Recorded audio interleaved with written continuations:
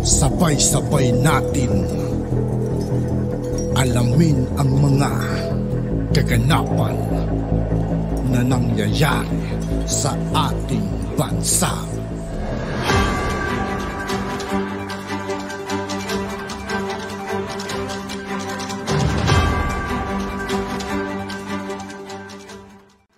Yo, what's up mga kaibigan? This is I2K po again. Ngayon nandito naman ulit tayo sa channel ni Banat Kapanig TV. Dito naman ulit tayo magbibigay ng komento at reaksyon. Kaya samahan nyo ako guys.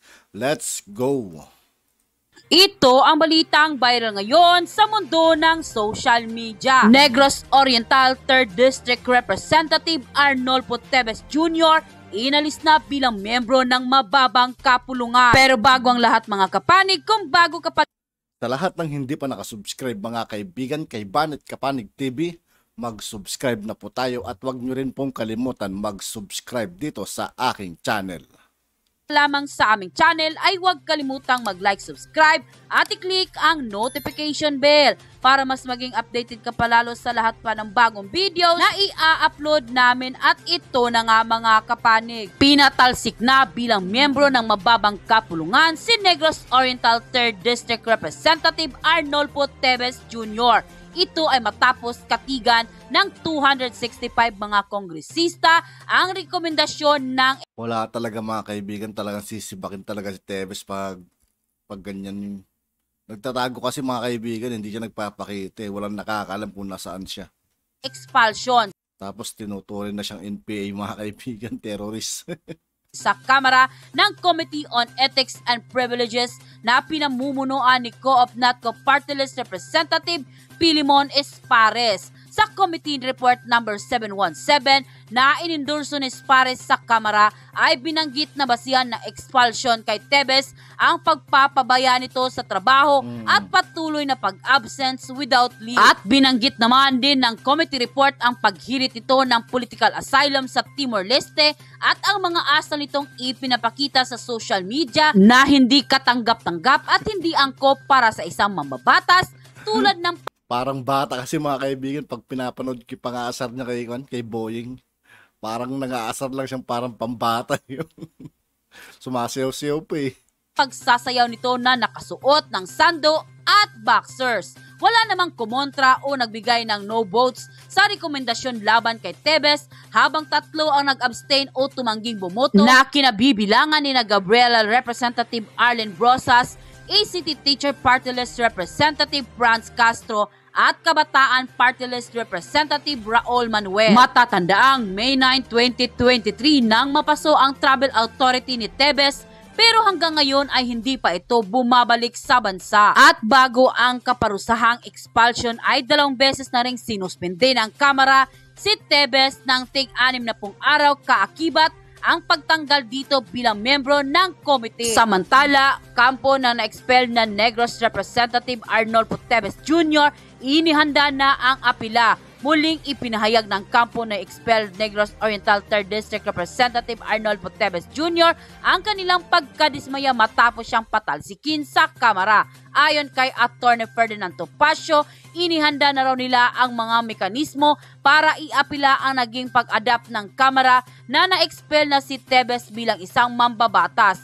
Depensa ng abogado, marami pa raw kasi mga pending issues na naging basihan ng pagpapatalsik kay Teves. Anya ang issue ng abandonment sa trabaho ay nakapending pa sa ombudsman habang ang apila rin nila para kontrahin ang terrorist designation nito ay kapwa rin nakapending. Sa huli, nanindigan si Topacio na hindi pa rin daw uuwi ng Pilipinas si Teves. Binigyan diin ni House Committee on Ethics and Privileges Vice Chairperson Ako Bicol Party List Representative Raul Angelo Gel Bungalon na disorderly behavior at violation of the conduct pursuant to the House rules ang naging basihan ng Kamara para tuluyang sibakin sa pwesto si Congressman Teves. Paglilinaw ni Bungalon, ang naging hato nila ay walang remedyo, gaya ng motion for reconsideration. Ibig sabihin, pinal at executory na ang desisyon ng plenarya. Dati pang hinihimok ng Kongreso ang mambabatas na umuwi na sa bansa upang personal na harapin ang patong-patong na aligasyon na ibinabato sa kanya, lalo na ang koneksyon nito sa pagpatay kay Negros Oriental Governor Roel Digamo noong Marso. Ngunit hindi ito magawang makauwi dahil umano sa posibleng banta sa kanyang buhay. Kaya naman nang lumabas ang balitang ito ay di mapigilan ng marami sa ating mga kababayan ang magbigay ng kanilang hinaing at komento sa mundo ng social media. At ayon pa sa kanila, the recommendation should have been expulsion for the House of filing of criminal charges against him on the overwhelming evidence that pointed him as the mastermind in the killing of Governor Digamo et al. I don't understand why he has tagged as a terrorist when the crime he's committed was plain murder and punishable under revised penal code. Bakit hindi alisin yan? 8 months nang hindi nagtatrabaho. Ang sweldo ng representative is 250 to 300,000 plus a month. So for 8 months walang ginagawa yan. So dapat lang patalsikin yan. Warrant of arrest probably will be the next after expulsion. Dapat lang pagbayaran mo, Tebes, ang lahat ng ginawa mong labag sa batas for those victims that caused them pain, fear, and injustice. Very, very good job, kamarap, kapuri-puri ang ginawa ninyo ngayon. Wala ng power ang Tebes Brothers. Wala rin silang mailalabas na pera sa ngayon. Magdiwang na kayong taga Negros. Justice prevail after so many killings sa province ninyo na nag-iisang sigaw ninyo na ang Tebes family ang may kagagawa niyan lahat. God is good all the time. And go! Pag nakakita po tayo ng paglabag sa batas, kailangan tumayo kayo kahit na sino man siya. Kaya hindi na tayo nagtataka na itong si Congressman Tebes, hindi na babalik ito sa Pilipinas hanggat ang ganyang kalakaran ay nangyarihan. Yan po ang aking masasabi dito. Kaya ngayon, sabi nga natin, useless lahat ang ginawa ng DOJ. Sapagkat, di ba, meron naman siyang bagong demanda, katakot-takot na mga demanda. Pagkatapos silang ginawa yun, parang it's a waste of time. Why? Tingnan nyo. Hindi natin ito maaresto kasi wala naman dito. Ayaw naman siya sumuko. Ba't naman siya susuko? Natatakot nga siyang umuwi. Pasusukuin mo pa. Natatakot siya na ang buhay niya ay mapigtas. Di ba? Baka patayin siya. Not only that, alam po ninyo, ang isang tao, hindi na kongresista, hindi na natin pag-usapan kung kongresista ko sino. Tandaan niyo ang pinaka-basic na rule of thumb o isang prinsipyo. Ano po yun? Sinasabi po noon, pag ang buhay mo ay nanganganib, ay maaari kang gumawa ng kaukulang mga akto o gawain upang isalba mo ang iyong sarili. Kahit nga po dun sa ating kuligupinan, pag ikaw ay nasa bingit ng kamatayan, pwede kang pumatay dun sa mga nagtatangkasing pumatay at wala kang responsibilidad at hindi ka mananagot sa batas.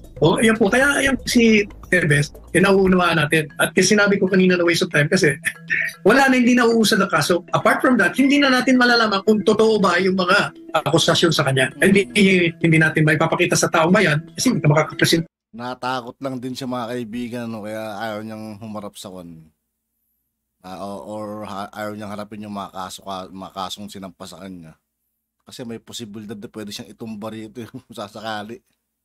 Kaya pinipilit niya lang magtago siguro mga kaibigan. Once na lumantad to, malamang sa malamang.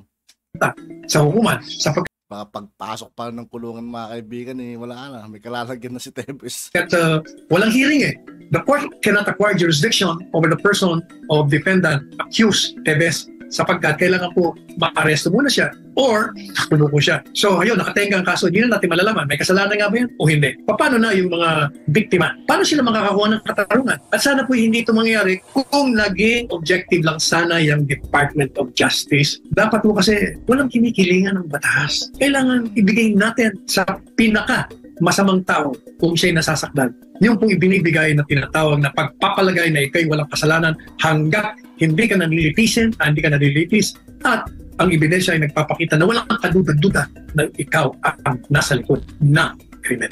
Matapos madeklara bilang isang terorista ng Anti-Terrorism Council si Negros Oriental 3rd District Representative Arnie Tevez, pinabura ng mababang kapulungan ng Kongreso araw ng Miyerkules ang rekomendasyon na si Bakin ang nasabing kongresista sa kanyang pwesto.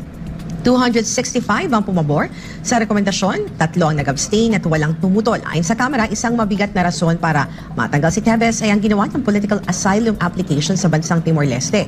Pati na rin ang patuloy niyang pagsuway sa utos ng kapulungan na umuwi na bansa at harapin ang pagkakadawit sa Tegamo State case. Ano po ang komento niyo patungkol sa issue na ito, Atty. Sal? Alam po niyo may kasabihan sa atin. At sa ibang bansa rin, when it rains, it pours. Pag umulan, talagang bulusok ang ulan. inulan siya ng malas. Ngayon, sunod-sunod ang malas niya. Unang-una, siya ay pinaghinalaan at inilarawan sa buong Pilipinas at na siya ay nasa loob ng pagpaslang sa maraming mga napatay at krimen dito sa ating bansa. Pangalawa, siya po ay hinatulan na ng taga-usig ng ating bansa, ang Department of Justice, na siya nga ang salarin at utak nang wala pang preliminary investigation na tinatawag na nagdidetermina kung merong probable cause. At maaaring yung akusado na sinasakdal mo ay maaaring siya nga nagkamit ng krimen. At ang Department of Justice, yan po ang kanyang tungkulin. At ang mga tao ng Secretary of Justice, ang siya ang magdidetermina niyan. Kung ang boss mo, ang Secretary of Justice mo, hinusgahan na isang tao at sinabi ng tiyak na tiyak, 100%, siya ang salarin.